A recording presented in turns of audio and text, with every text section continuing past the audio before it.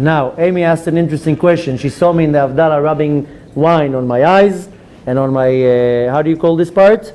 Temples, and on my lips, and on my loose bone, and in my pockets.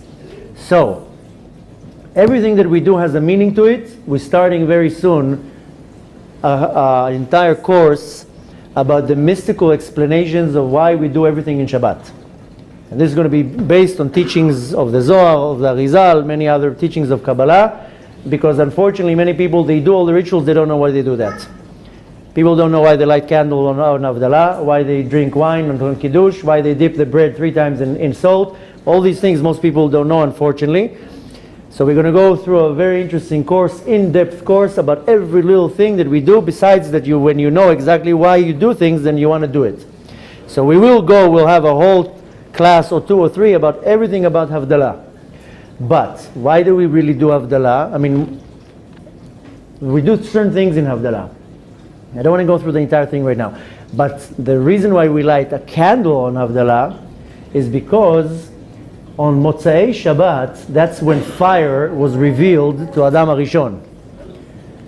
Adam HaRishon got very upset that he got kicked out of Gan Eden. So there's 2 opinions. One opinion says that he took a rock and he, from being upset, smashed it on another rock, and that made a spark and made fire. Excuse me? What about the sword of fire that the angel willed? That's how Adam HaRishon was revealed, the fire. Now, another opinion says that Adam HaRishon just needed fire because he didn't have anymore the luxury that everything is served by God, that he needed fire. Then Hashem gave him 2 stones. It's called Tzurah Halamish. He smashed it against each other and it made a spark and fire came out. So then Adam HaRishon says, Baruch Ata Hashem Elokeinu Melech HaOlam Borei Meorei HaEsh. He blessed Hashem for creating the fire and giving it to him. Later on we do the smelling. I don't want to say now because it's a whole class, but one thing that the smelling of, you see that I do it with leaves. Some people do it with, how do you call it? Cloves. Everyone, some people do it with different leaves. I do it with leaves because the Arizal explains that when you smell a scent from a bush like that, the power that it does is it arouses the power of belief in you. Because we have a certain power that we're born with it. It's called emunah. And this component is a built-in component in our soul. A baby, when he's born, he doesn't ask questions. You give him food, he doesn't look at you and ask you if it's kosher or not. He's not looking for a certification. Whatever you give him, he'll start eating. So babies believe anything that you tell them. Why? Because the component, the power of emunah, is 100% revealed. So the first year and a half of the baby, anything you'll tell the baby, he will believe. Then the baby is faced with a very shocking reality after a year and a half or 2. Then suddenly people start lying to them. And the first one who lies to the baby is the mother and the father. Because they start telling them all sorts of stories. And they start telling them, if you're not going to eat your dinner, you're not going to get dessert. And a minute later they get dessert anyways, so in their baby's mind, oh, mommy's a liar. So you see that slowly from the age of 2 and 3 and 4, especially 3 to 4, kids are starting to be, they doubt everything. Why? Because they're faced with a shocking reality that people lie. And by the age that they're 7, they don't believe 50% of what you tell them because they think maybe you're a liar. And by the age of 13 and 14, they don't believe nothing you say, including in God, because the power of belief is buried into the body. And then there's many ways of doing that. We're going to talk about that in a different class. But one of the ways of pulling this power out is by smelling scent from these types of bushes. That's why you see in the Sephardi shuls, they have hadassim. How do you say hadassim in English? Myrtle? Myrtle. You see in the Sephardi shuls, they always have myrtles on Shabbat. They constantly smell it. So the power of the scent reveals this emunah. And the thing is that we all have doubts in emunah. We don't see the Kadosh Baruch Hu. So that's one of the many reasons. Now when you're asking about the wine, when I do Kiddush, it comes from the word lekadesh, to sanctify it. So now I took the holiness of Shabbat, where the revelation, the godly revelation of Shabbat, comes from a completely different place. The He'ara Elokit, the godly revelation that comes down on Shabbat, there's no such a thing during the week. There are certain tzaddikim that they were able to see when Shabbat comes in by the changes of the tone in the light. We don't see that, of course, but when Shabbat comes in, the godly light that shines the entire week goes up to its source, and a new godly revelation comes down to the world, to a point that anyone who keeps Shabbat, it basically gets grabbed on Shabbat, and the light elevates them, because we know that on Shabbat there's a concept that is called Aliyat HaOlamot. All the worlds go up, they ascend. So if I keep Shabbat, then I go up with this light of Shabbat. If Chas v'Shalom I don't keep Shabbat, I stay below. Now when I became religious and they told me when you're not allowed to keep Shabbat, it's called in Hebrew Lechalel Shabbat. Now Lechalel in Hebrew is to take a flute and to go, that's Lechalel. Because the flute is called Chalil. Why? Because it's Chalul, it's empty inside. So Lechalel is to take a flute and to start blowing the flute. So I didn't understand. Lechalel Shabbat? Well, I don't understand the word here. And then I found out that on Shabbat what happens, during the week, there's a connection between the world above and the world below. If you read in the book of Bereshit, it says that Hashem separated between the waters from above and the waters from below. Now what happens is that on Shabbat, the worlds go above. This is called Aliyat HaOlamot. The worlds go to a higher level. Now, in between the land, what's called Olam HaAsiyah, becomes a gap. A gap in Hebrew is Halal. So, becomes a gap between the world above and the world below. And if I, Chas v'Shalom, don't observe Shabbat, then I'm stuck in this gap. I don't go up with the Shabbat, and I don't stay down in Olam HaAsiyah. I'm stuck now in this gap, in this void. That's why it's called Chilul Shabbat, because I'm taking the Shabbat and I'm putting it in the gap.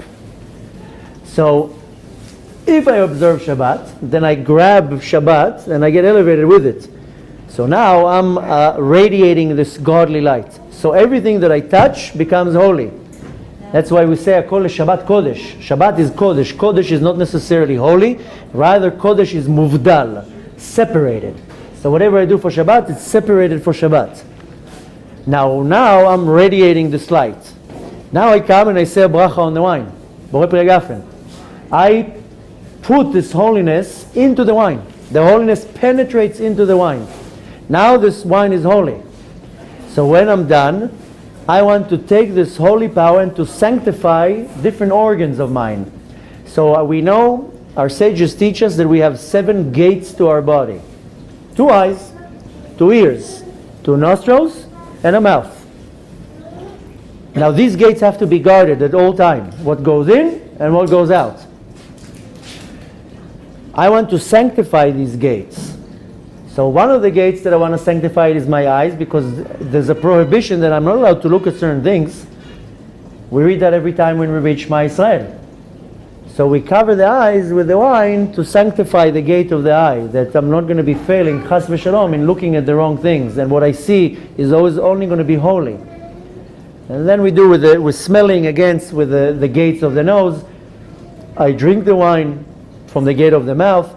The reason why I'm putting it on my chain bone, it's called the luz bone, etzem haluz, is because after Mashiach comes, there's a contradiction in opinion when it's going to happen, but most opinions hold by that 40 years after Mashiach comes, there's going to be the resurrection of the dead. Some opinion says it's going to be right away, some opinion is going to say it's going to be in stages. Most of the opinions go by that 40 years after Mashiach comes. There's going to be a little bit of Tchiyat HaMetim when Mashiach comes, because when Mashiach comes, he comes with Moshe Rabbeinu and Aaron HaKohen. He's going to bring with him a few of the neshamot. So when Mashiach is going to come, and after that will be resurrection of the dead, the souls are going to be resurrected through this bone. That this bone cannot be burnt.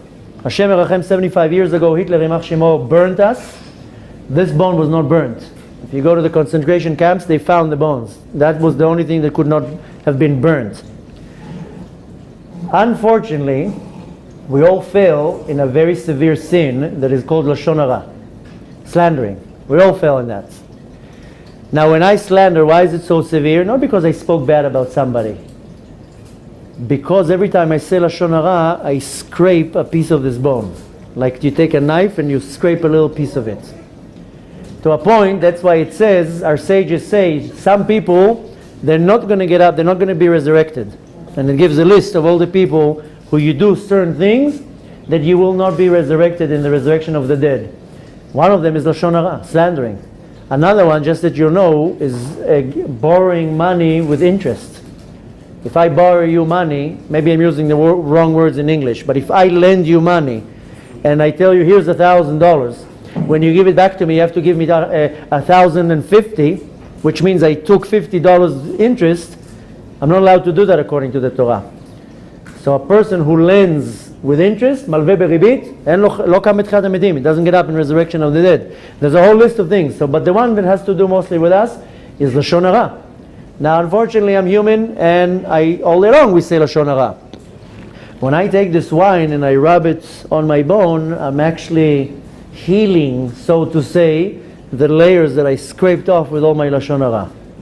So that's one explanation out of many, and Be'ezrat Hashem you'll join us to the classes that we learn about Shabbat. We'll learn more explanation why you do that, but that's one reason out of many why I rub it on my bone. I want to have a place in the resurrection of the dead. And I want to be able to refine and to fix the bone that I'm scraping with all my Lashon Hara, because I don't know what I said this week. Lashon Hara is a very severe sin, and it's very hard not to say that. It's almost impossible not to say that. And then of course there's what's called Avat Lashon Hara, the dust of Lashon Hara, just by saying something. And our sages of Kabbalah say there's also Lashon Hara in your thoughts. So I can think something about somebody, that's in a very, very refined way. So that's one of the many reasons why we rub the wine on our chain bone. And we also put it in our pockets, because our pockets represent our sustenance, our parnasah. Not too long ago we had a guest, and he was like, I need business, and my wife and we were smiling, and he was like, I told him, why don't you just take a cup and just pour it in? So this corresponds to the ears. This mainly I want to talk, my neshama sits in my head. According to the Arizal, we spoke about it last week, the nefesh is in the liver, the ruach is in the heart, and the neshama is in the mochin, in the front part of the brain. My entire mochin, my entire dat, is placed in the front part of the brain. So again, same thing that I want to put it on my eyes, I put it on my how did you call them? Temples. Because that's what refining my mochin. Also, if you're looking by the medical part of it, the ear goes in and they're sitting here. So I'm, again, refining and making these channels holy. And we'll talk a lot about it more. This is just a glimpse. Be'ezrat Hashem, we should have a beautiful week. This is the week of Chanukah. Make sure that you're giving a lot of charity. It's a very, very auspicious time to give charity, to do charity. Make sure you're lighting candles. If you can't light it in a group of people, you light it at your home, you say a blessing, you sit next to the candles a little bit. It's a very auspicious time. Be'ezrat Hashem, please join us Sunday, Tuesday, Thursday, 10 to Alon. We have classes. And Be'ezrat Hashem should have a beautiful, beautiful, blessed week. Chag Sameach. And again, thank you for coming and joining us.